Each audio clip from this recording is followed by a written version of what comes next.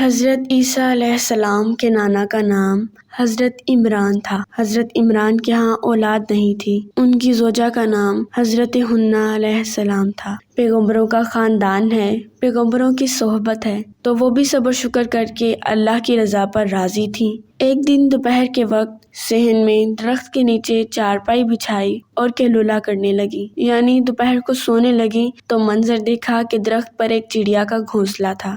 اس میں چڑیا نے بچے دیے ہوئے تھے۔ وہ کہیں سے اڑ کے جا کر دانہ اٹھا کر لاتی اور بچہ چونچ کھولتا تو ماں اس کی چونچ میں دانہ ڈالتی۔ چڑیا کے بچے کے ساتھ چڑیا کی محبت کو دیکھ کر حضرت حنہ کا دل چوٹ کھا گیا اور بارگاہ الہی میں عرض کی کہ میرے مالک، تو نے جانوروں کو بھی بچے دیے ہیں اور وہ ان سے پیار کرتے ہیں، تیرے دربار میں کیا کمی ہے اگر تو مجھے بھی اولاد عطا کر دے۔ دل چوٹ کھا گیا تو دل کی اتھاہ گہرائیوں سے دعا نکلی تو عرش تک جا پہنچی۔ اللہ نے حضرت حنہ کو کرم نوازیوں سے مالا مال کر دیا۔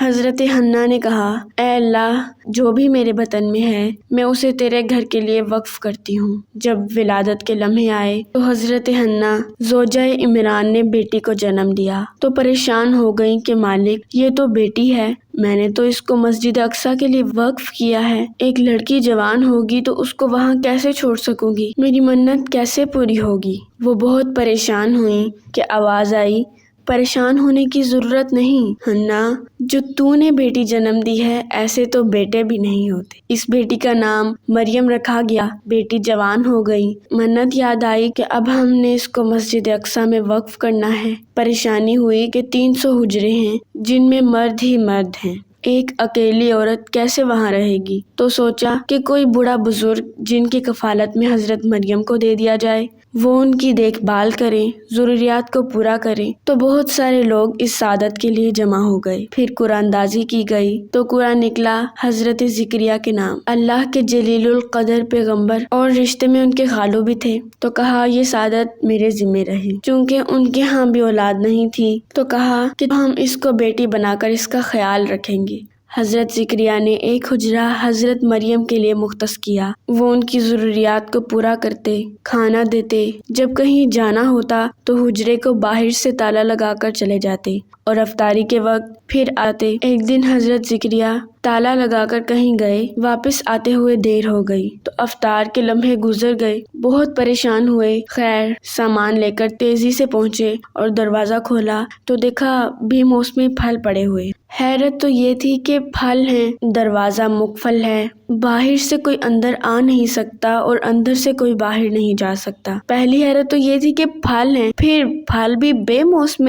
حضرت زکریا نے کہا، مریم یہ کہاں سے آئے؟ انہوں نے کہا، یہ میرے اللہ کی طرف سے آئے ہیں۔ سبحان اللہ۔ حضرت زکریا کے ہاں اولاد نہ تھی، ان کی عمر 120 سال تھی اور ان کی زوجہ کی عمر 100 سال ہو گئی تھی، تو اب تو اولاد کی کوئی امید بھی باقی نہیں تھی۔ لیکن حضرت مریم کے حجرے میں بے موسم پھل دیکھے تو دل میں جو امید کی چنگاری تھی بھڑک اٹھی اور حضرت زکریا نے ہاتھ اٹھائے کہ مالک، جب تو مریم کو بے موسم پھل دے سکتا ہے تو میرے شجر عمر پر اولاد کے آنے کا موسم بیت گیا ہے، لیکن مالک کیا تو مجھے بے موسمی اولاد نہیں دے سکتا؟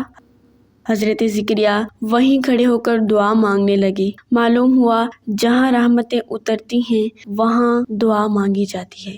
یہ دلیل ہے ان کے لیے جو کہتے ہیں کہ اللہ تو ہر جگہ ہے، وہاں درباروں پر کوئی خاص دعا قبول ہوتی ہے کہ مسجد اقصیٰ پاس ہے لیکن حضرت مریم کے حجرے میں پیغمبر دعا مانگ رہے ہیں، وہاں آنکھوں سے رحمت اترتے دیکھی۔ اللہ قرآن میں فرماتے ہیں کہ میری رحمت محسنین کے قریب ہوتی، اس لیے اللہ کے نیک بندوں، اللہ والوں کے قریب جا کر اللہ سے دعا مانگتے ہیں۔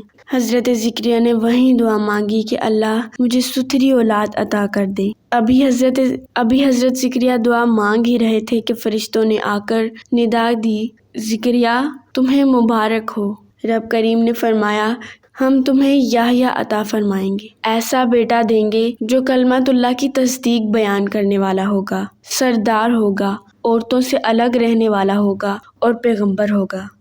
سبحان اللہ۔